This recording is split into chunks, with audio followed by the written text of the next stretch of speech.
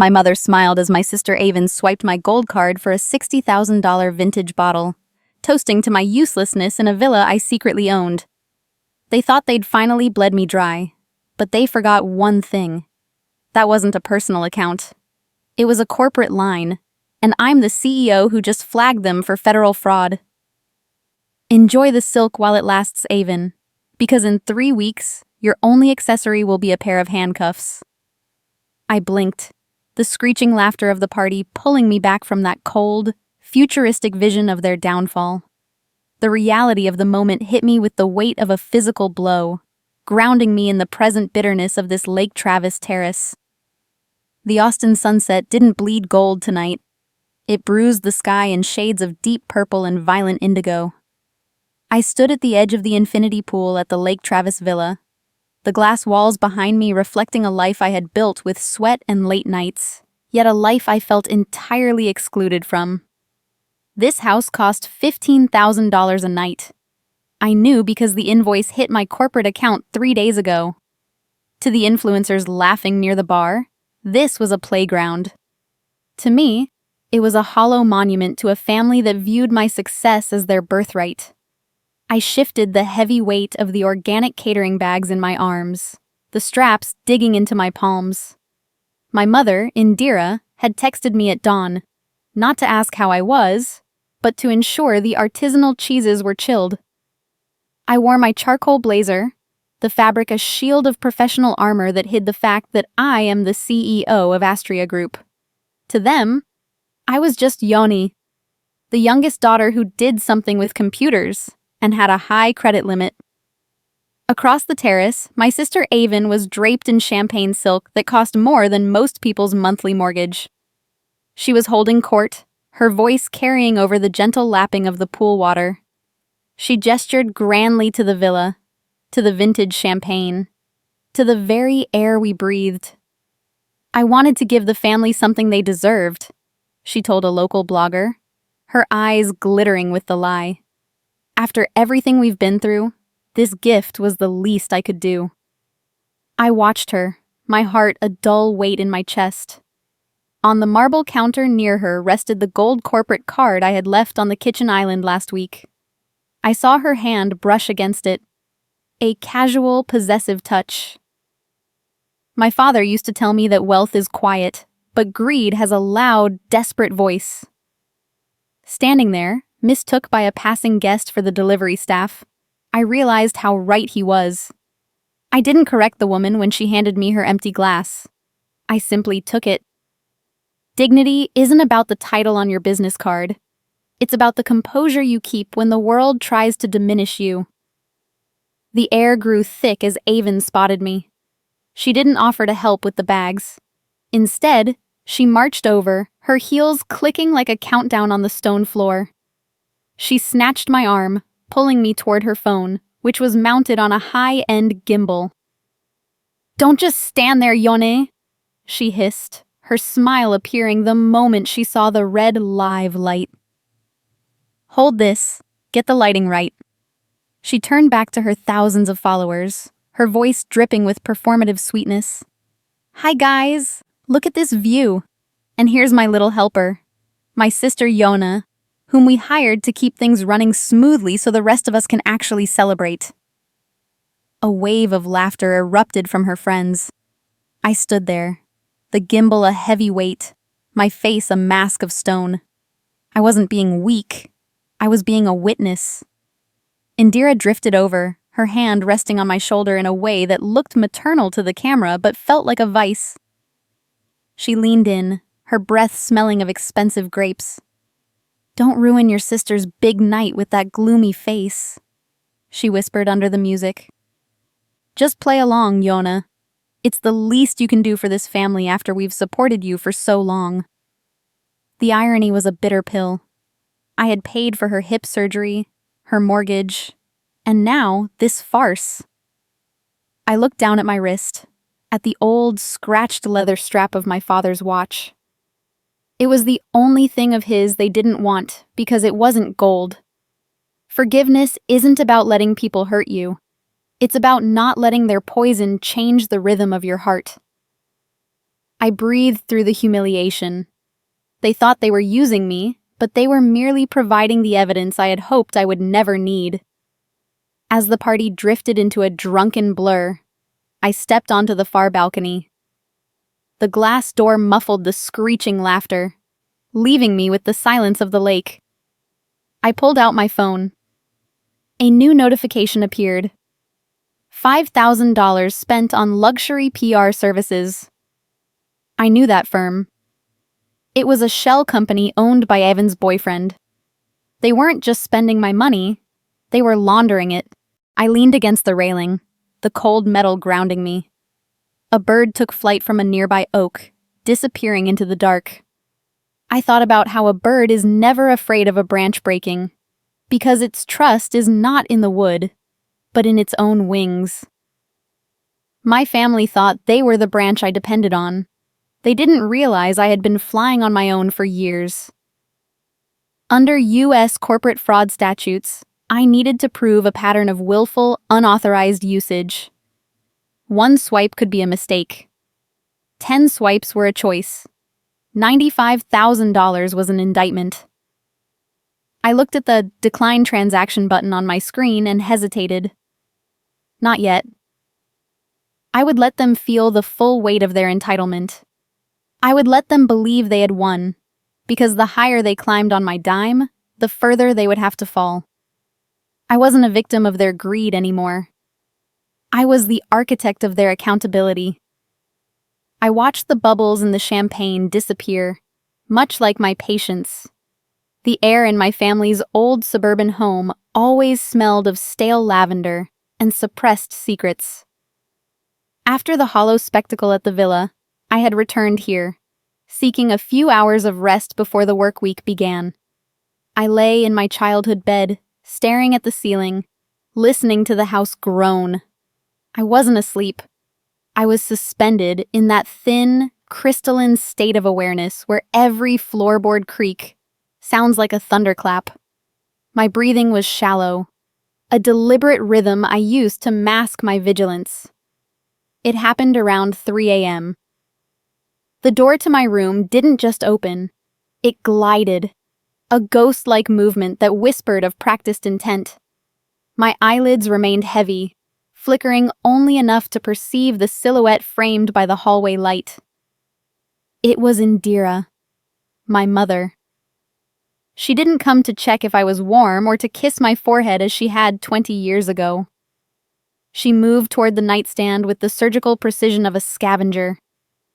I watched through the veil of my lashes as her shadow loomed over me. Her hand reached for my phone, her movements frantic yet hushed. But the phone required more than a passcode. I felt the dry, rough texture of her thumb and forefinger as she grasped my hand, lifting it with a chilling coldness. She pressed my index finger against the sensor. The soft, haptic vibration of the device unlocking felt like a physical strike to my chest. In that moment, the maternal bond didn't just fray. It dissolved into ash. Did you get it? A sharp whisper drifted from the doorway. Avon. Hush, Indira hissed back, her voice low and serrated. The app is open. I'm transferring the daily limit now. It's not stealing, Avon. It's restitution. We raised her, didn't we? She owes us this lifestyle. I lay there, my body a statue of ice. Under Texas law, unauthorized access to a financial device is a serious breach, a legal nightmare they were walking into with eyes wide shut. I had hidden a small voice recorder behind the headboard earlier that evening. It pulsed silently, capturing the confession of a mother who believed her daughter's sweat was her own personal currency. A mother's touch is supposed to heal, but tonight, it felt like a cold blade searching for a vein. I didn't scream. I didn't even flinch. To save my future, I had to let the evidence of their willful intent compile. True strength is the ability to hold the fire in your hand without letting it burn your resolve. By the time the sun began to peek through the blinds, I was already gone. I sat in a small, nondescript coffee shop in downtown Austin, the steam from my black coffee rising like a signal fire. I opened my laptop, the screen reflecting in my glasses. The digital ledger was a battlefield. Overnight, another $12,000 had vanished. I traced the transaction. It wasn't for bills or groceries. It was a wire transfer to a motorcycle dealership on the outskirts of San Antonio. Avon had bought a classic Ducati, a gift for her boyfriend, a man whose criminal record for securities fraud was as long as the lies she told at the villa. I watched the numbers settle on the screen. My hard-earned company funds, meant for employee benefits and innovation, were subsidizing the ego of a professional grifter. Lending money to the ungrateful is like pouring water into a cracked jar. You don't help the jar, you only waste the water. A heavy, suffocating disgust settled in my throat. I thought of my father, a man who worked until his hands were stained with grease and ink to ensure we never lacked. He taught me that dignity is earned in the quiet hours, not stolen in the dark. Would you walk away and lose everything, or play along to survive when your own mother betrays the very essence of trust? For me, the choice was no longer about the money. It was about the principle. I pulled out my phone and dialed a direct line to the Astria Group IT security department. "This is Jonah," I said, my voice cutting through the morning chatter of the cafe like a razor. "I need you to flag the last 4 transactions on the corporate gold card. Do not deny them. Do not freeze the account. Mark them as pending internal audit and route the merchant data directly to my private server." I needed them to stay confident. I needed Avon to believe the tap was still running, to feel the rush of adrenaline that comes with spending someone else's life.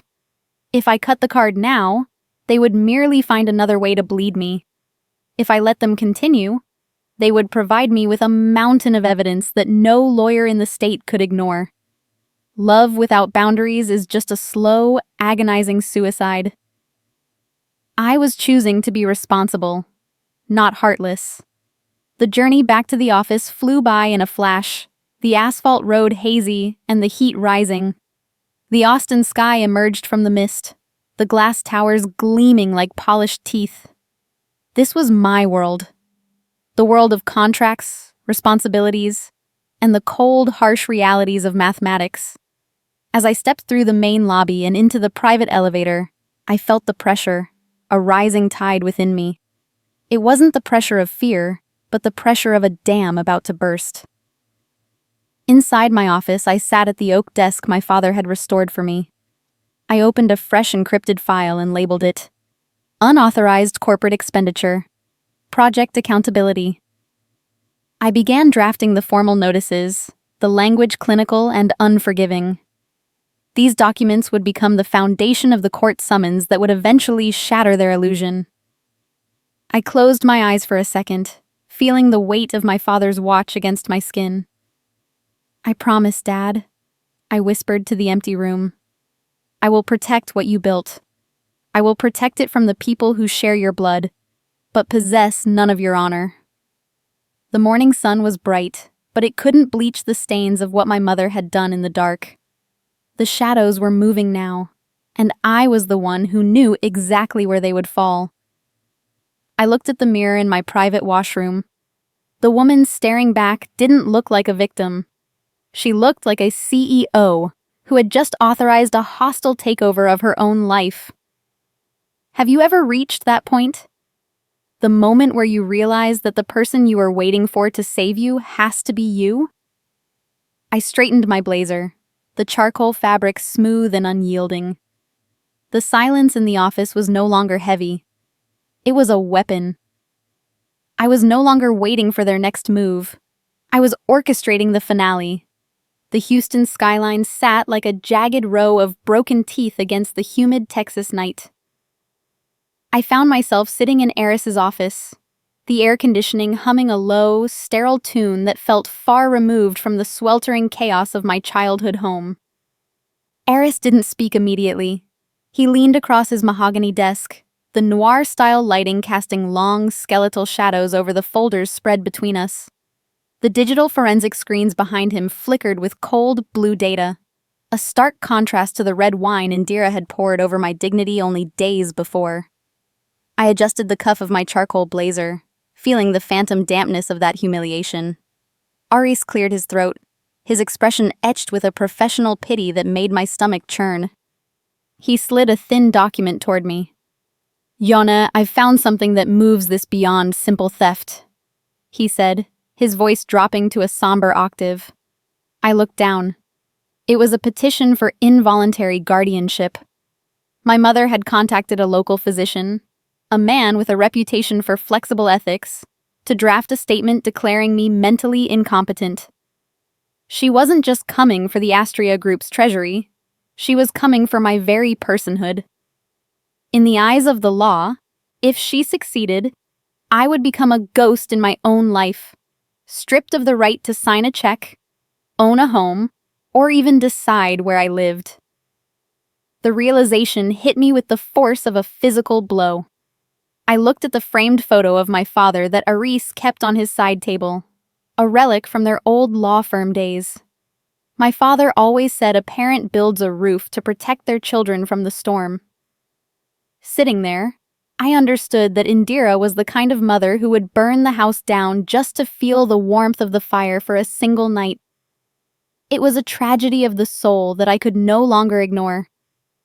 My mother's greed had evolved into a predatory hunger that sought to consume my identity. "Do you want me to file the countersuit tonight?" Aris asked, his hand hovering over his keyboard. I stared at the petition, the ink of my mother's signature looking like a jagged scar. I thought about the value of humanism, the grace my father practiced even when he was being cheated during the bankruptcy. Forgiveness isn't about ignoring the debt. It's about refusing to let the debtor's darkness become your own. "No," I whispered, my voice steady despite the tremor in my chest. "Keep it in the vault. I want to give them one last chance to walk away. I need to know if there is a single shred of a mother left in that woman." That final test took place at a traditional steakhouse later that evening. The atmosphere was claustrophobic, the clinking of heavy silverware sounding like knives being sharpened for a hunt. Indira and Avon sat across from me, their faces glowing with a sickening confidence. They had already begun spending the money they thought they had secured through their guardianship ploy. Avon was wearing a new diamond tennis bracelet that glittered under the dim chandeliers, a sparkling trophy of her latest theft. I reached across the table, my hand open, an olive branch offered in a den of wolves. "Mom, Avon, just return the gold card," I said, my voice low and calm. "Admit the misunderstandings, and we can settle this as a family. No lawyers, no courts, just the truth." I was offering them a bridge back to humanity, a way out of the legal labyrinth I had already begun to construct. I wanted to believe that love could still outweigh the gold. Avon didn't even look up from her steak. She laughed, a sharp metallic sound that cut through the restaurant's ambient noise. "Oh, Yoni, stop being so dramatic. You're just jealous because Mom finally realizes who the successful daughter really is. You're stressed, honey. You're clearly not thinking straight. Maybe that doctor was right about you." Indira leaned forward, her eyes as cold as the ice in her water glass. She didn't offer a mother's comfort. Instead, she reached for her glass of Cabernet and with a slow, deliberate tilt, poured the dark red liquid over my outstretched hand. "You're delusional and ungrateful," she hissed. "Everything you have belongs to me by right of blood. Don't you ever try to bargain with me again." The wine soaked into my sleeve, a blooming stain that looked like an open wound. The humiliation was public, hushed whispers erupting from the nearby tables, but I didn't move. I remained stoic, the stranger in her own home, realizing that the woman before me was a hollow shell of the mother I once loved. I picked up a white cloth napkin and began to wipe the wine from my hand with slow, rhythmic strokes. The contrast of the pure white fabric against the deep red stain was a cinematic realization of our divergent paths. I thought of the ancient wisdom. When someone shows you who they are, believe them the first time. I had spent years waiting for a version of them that no longer existed. My hope anchor, that desperate belief that they would choose me over the money, had finally snapped. The pressure in my chest didn't break me. It forged me into something unyielding. I stood up, the chair scraping against the hardwood floor with a definitive thud. I didn't say a word. I didn't need to. I walked out of the restaurant, the humidity of the Houston night wrapping around me like a shroud. The city lights stretched out toward the horizon, reflecting my isolation. But for the first time, that isolation felt like power. I was no longer bound by the invisible chains of a forced loyalty. I was free because I had finally accepted that they would never love me enough to stop hurting me. I sat in the driver's seat of my car, the interior smelling of leather and the faint, metallic scent of the wine on my blazer. I pulled out my phone and dialed Eris. My voice was as cold and precise as a surgeon's scalpel. Eris, it's me. Proceed with the full audit. File the affidavits for the unauthorized access and the forged signatures. And Aris, notify the district attorney's office. They didn't just cross the line tonight. They erased it. I leaned back against the headrest, staring at the red stain on my sleeve. It was the last thing they would ever be able to throw at me. Forgiveness is a gift you give your own soul so you can sleep at night. But justice is a duty you owe to the truth. I would not be the villain they tried to portray in their guardianship papers, but I would certainly be the consequence they never saw coming. My mother wanted a war for the warmth of the fire, and I was about to show her exactly how cold the ashes could be. I locked my phone, the screen glowing with a final, urgent warning from the bank's fraud department. The trap was set. Every swipe Avon made from this moment on would be a nail in the coffin of her freedom. I put the car in gear and pulled away from the curb, leaving the restaurant and the remnants of my family behind in the rearview mirror. The high-stakes game had officially begun, and for the first time in my life, I knew exactly how to play. The silence in the car was no longer a burden. It was a refuge. Some bridges needed to be burned so that light could illuminate the road ahead. I didn't know what the next 3 weeks would bring, but I knew I wouldn't be the one crying when the final hammer blow. Now I was the architect, and the house of playing cards they had built on my back was about to crumble. The morning air at Astria headquarters was like a sanitized sanctuary. I stood before the large floor-to-ceiling windows of the high-end office, watching the Austin traffic crawl by like tiny, desperate insects in the distance below.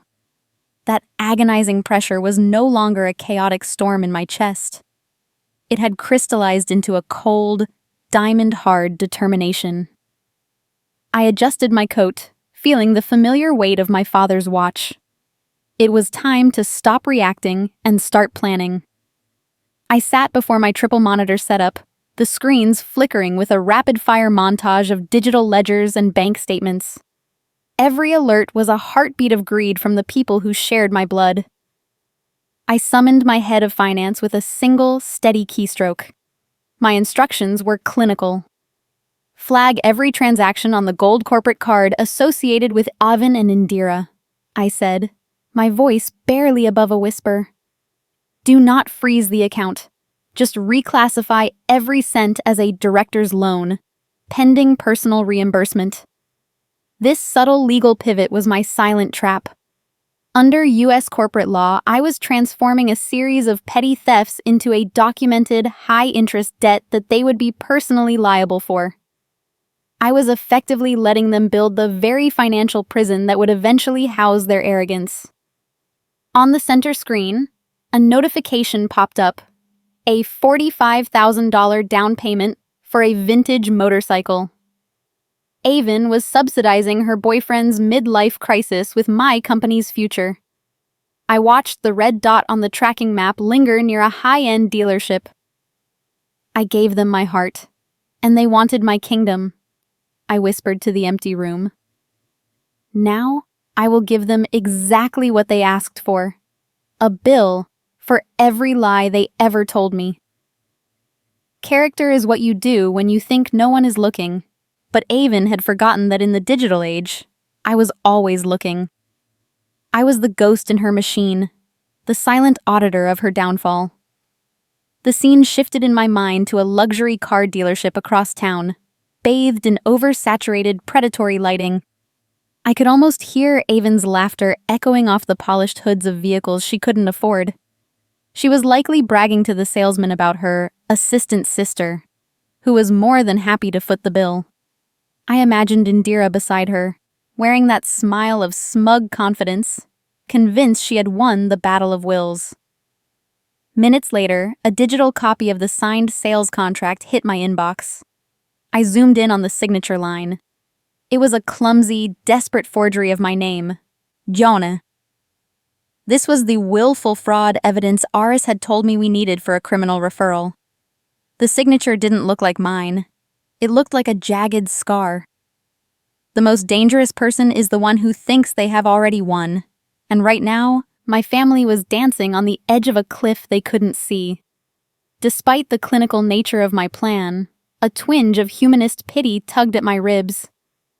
How had the woman who once read me bedtime stories become so hollowed out by the pursuit of status? How had the sister I once shared secrets with become a common thief? I felt a deep, reflective sorrow for the versions of them that used to exist. But mercy without boundaries is just an invitation for more wreckage, and I had no more room for ruins. The sun began to set over Austin, painting the sky in aggressive oranges and bruised reds. I stood at the window again, my silhouette sharp and unyielding against the dying light. The fortress of silence I had built was finally complete. The air in the office was perfectly still, the kind of stillness that precedes a devastating tornado. I was no longer the prey.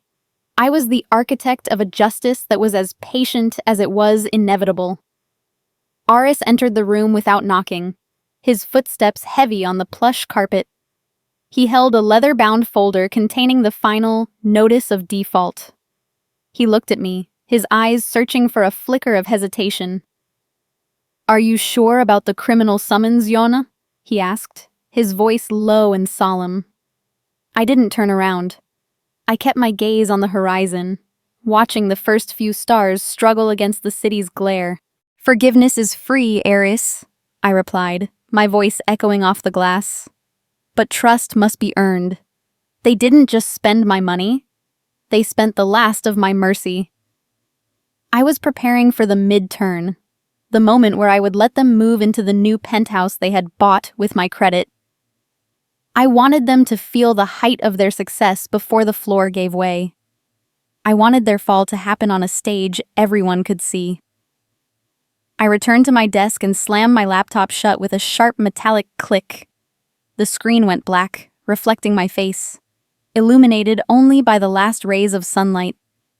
I looked exactly like the CEO they never expected, and I was ready for the explosion. The trap had been set, and the gold they coveted was about to become the lead that would engulf them.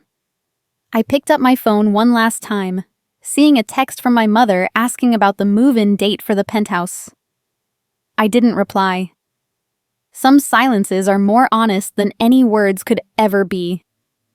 I walked out of the office, the lights dimming behind me, leaving the data and the greed to settle in the dark.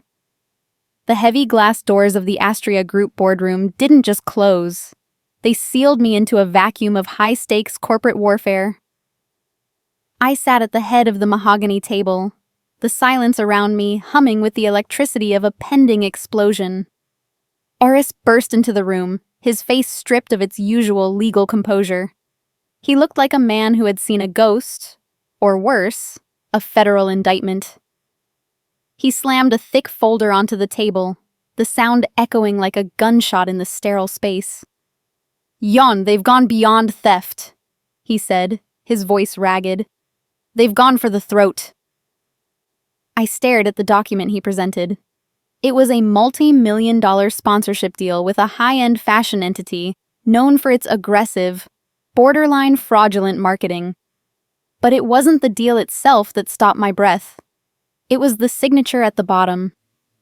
Avon had used a forged corporate power of attorney to sign as the acting CEO of Astria Group.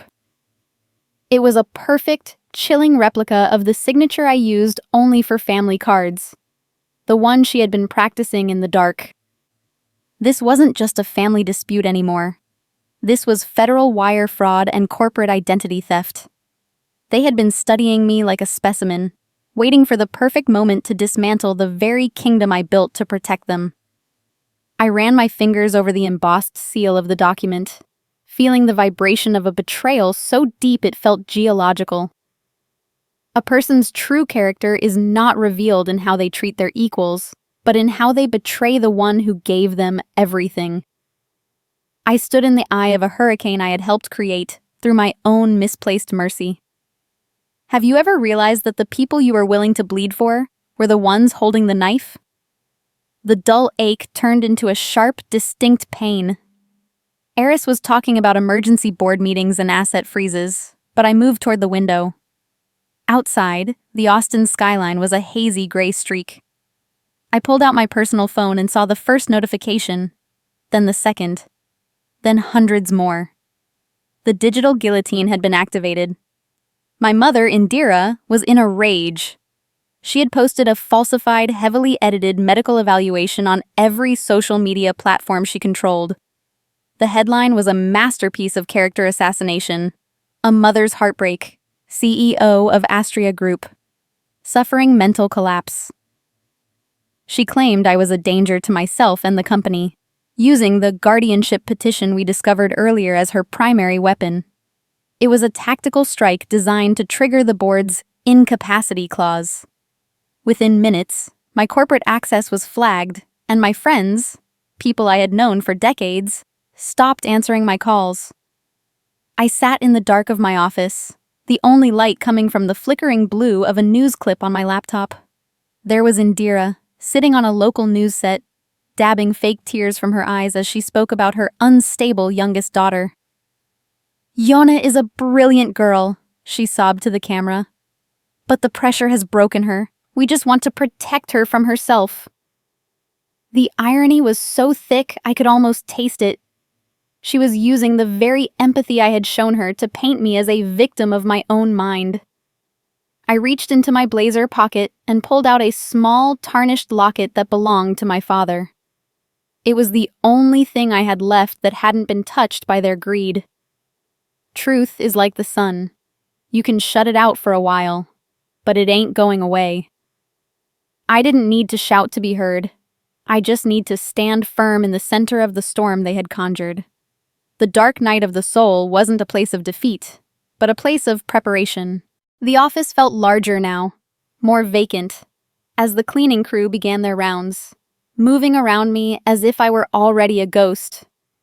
I stood alone in the middle of the floor, a symbol of being erased from the very world I created. The pressure reached its absolute maximum capacity.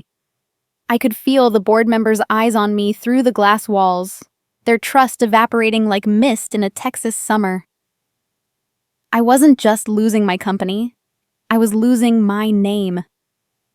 My phone buzzed on the desk. A final text from Avon. "Just sign the transfer of the company over to Mom, Yona. We'll make the crazy story go away. It's for your own good, sis. Don't make this harder than it has to be." The moral dilemma was finally over. There was no family left to save, no mother to protect, and no sister to forgive. There was only a corporation to shield and a soul to reclaim from the rubble of their greed. I began to pack a single small bag with the deliberate slowness of a woman who has found her ultimate limit. I wasn't running. I was repositioning.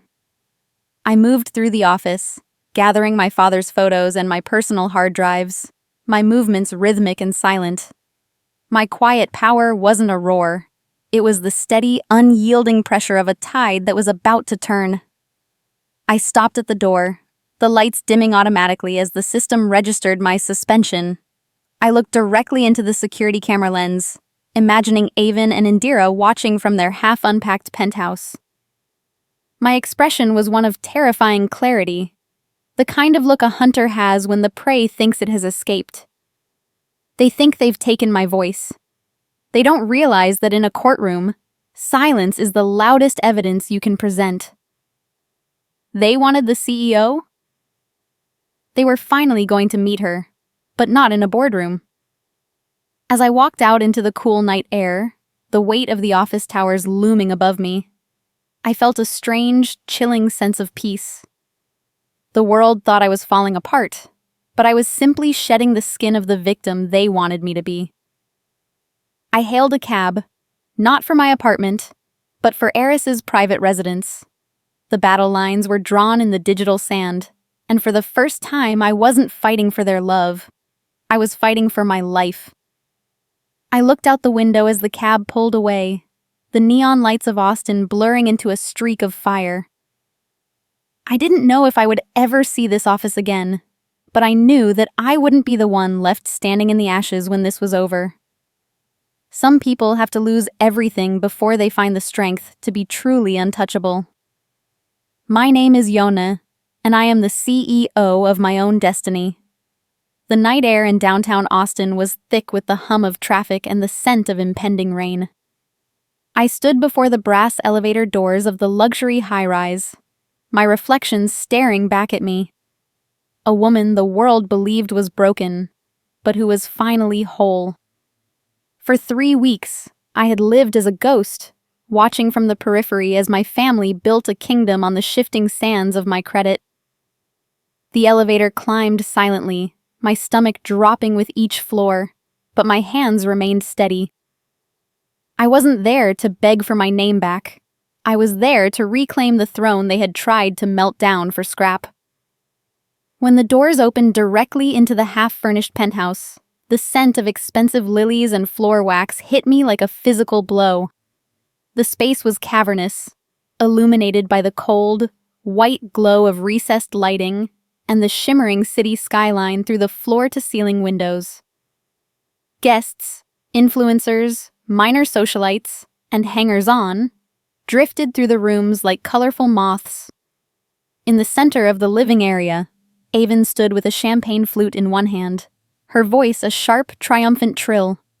She was wearing a dress I had seen in a boutique months ago, a piece of art she had paid for with a forged signature.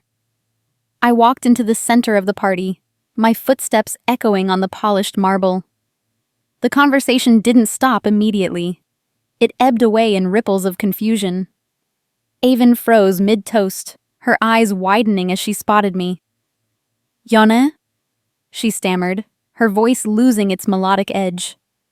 "What are you doing here? Mom said you were resting. You aren't supposed to be out." I didn't answer her. I didn't have to. I stood in the middle of the room, my presence a cold front that silenced the laughter. Indira stepped forward from the shadows near the balcony, her face a mask of feigned concern. "Yana, sweetheart, you're confused," she said, her voice dripping with that manipulative syrup she called love. "Everyone, I'm so sorry. My daughter has been very ill. She shouldn't be here." I reached into my blazer pocket and pulled out a small, sleek remote. With a single click, the massive 4K displays mounted on the walls, screens meant to show Avon's vanity reels, flickered and died.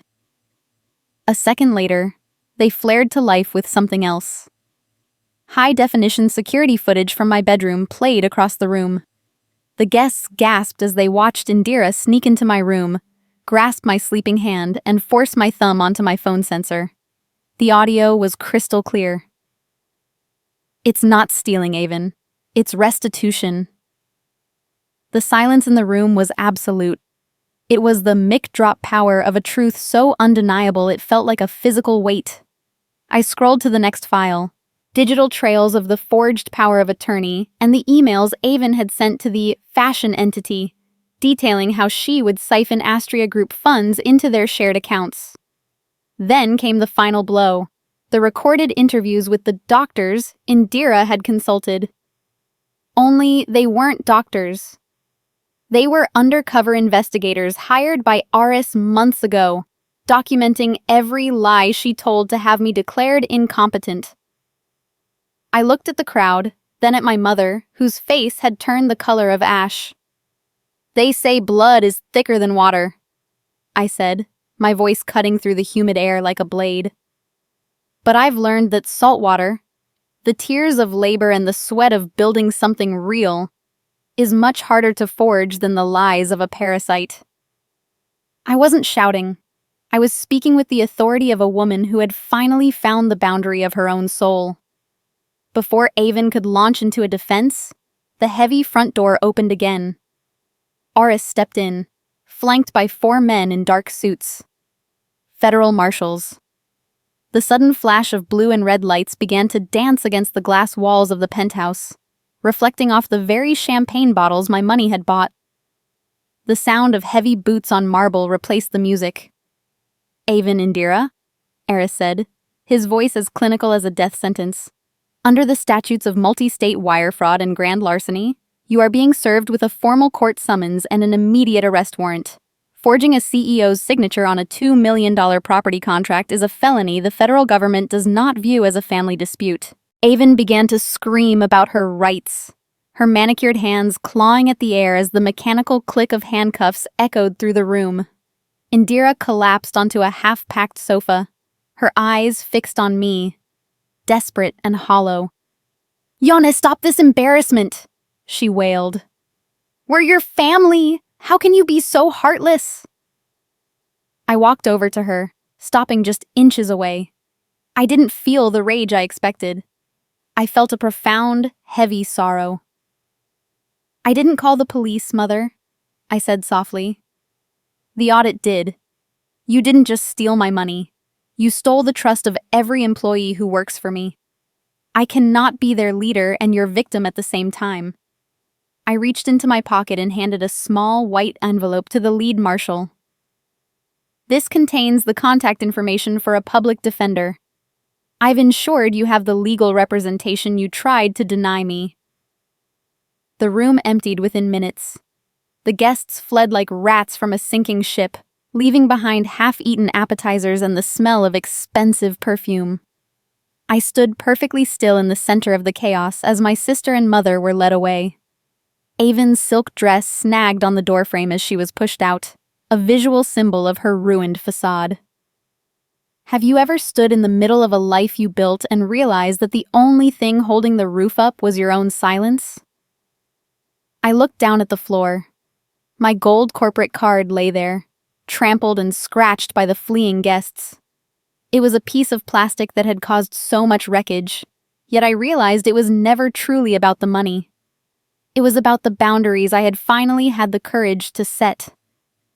My name is Yona, and for the first time in 27 years, that name belonged only to me. The catharsis, the emotional release, hit me then, not as a sob, but as a long, slow exhale. The weight of their expectations, their greed, and their manipulation was finally lifting. I walked to the balcony and looked out at the Austin night. The lights were beautiful, but they no longer felt like eyes watching me for a mistake. They were just lights. In the end, we will remember not the words of our enemies, but the silence of our friends. Tonight, my silence had finally spoken, and it had said everything that needed to be said. I left the penthouse exactly as I found it. Empty and cold. I didn't want the luxury they had tried to steal. I wanted the peace they could never understand. I walked out of the building and into the cool air, leaving behind the law they had ignored. I was stepping into a light they could no longer dim, and for the first time, I wasn't afraid of the dark. The house of cards had fallen, and I was the only one left standing on solid ground. The morning light in Austin didn't bruise the sky today. It bathed the city in a soft, unapologetic gold. I stood in my new office, a minimalist sanctuary of white marble and glass that felt like breathing for the first time in years. The air was clean, stripped of the scent of stale lavender and expensive stolen perfume. I watched the sun climb over the horizon, reflecting off the very skyline I had once viewed from behind a mask of forced duty. The storm had finally passed, leaving behind a silence that wasn't empty, but full of clarity. I sat at my desk and pulled a stack of legal documents toward me. Eris had prepared everything with surgical precision. With a single, steady stroke of my pen, I officially dissolved the joint family trust. I authorized the liquidation of every tainted asset, the sports car, the jewelry, and the penthouse that had become a monument to their greed. I was severing the financial umbilical cord that Avon and Indira had used as a weapon against my soul. By U.S. law, this was the final foreclosure on their entitlement. I wasn't just closing accounts, I was reclaiming my life. My phone buzzed on the marble surface, a call from the detention center. I stared at the screen for a long moment, watching the numbers pulse. When I finally answered, Indira's voice came through, frantic and tearful, begging me to withdraw the charges for the sake of family honor. I didn't feel the familiar spike of guilt or the urge to apologize for their crimes. I simply listened, my face as calm as the morning light. "I forgive the woman who raised me, Mother," I said softly, my voice steady. "But I must hold accountable the person who broke the law. Mercy without justice is just an invitation for more harm." I hung up before the cycle of manipulation could start again. There is an old saying that the best revenge is to be unlike him who performed the injury. My victory wasn't found in their bars or their orange jumpsuits. It was found in my own indifference. I picked up the gold corporate card, the one that had started it all, and took a pair of shears from my drawer. The sound of the plastic snapping in two was a quiet, private ritual. It was the final click of a door closing on a chapter that nearly erased me.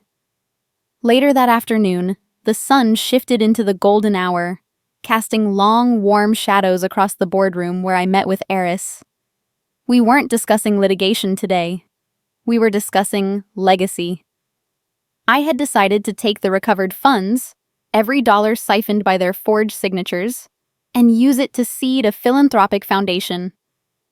Astria's Shield would be a non-profit dedicated to helping victims of financial elder abuse and guardianship fraud across the country. I wanted to transform my scars into a shield for those who couldn't fight back. "Money is just paper until you give it a purpose, Eris," I said, looking at the city below. "I was a daughter who lost her family, but I will be the leader who builds a new one for those who have no one left to trust." I felt the weight of my father's watch on my wrist, the metal warm against my skin.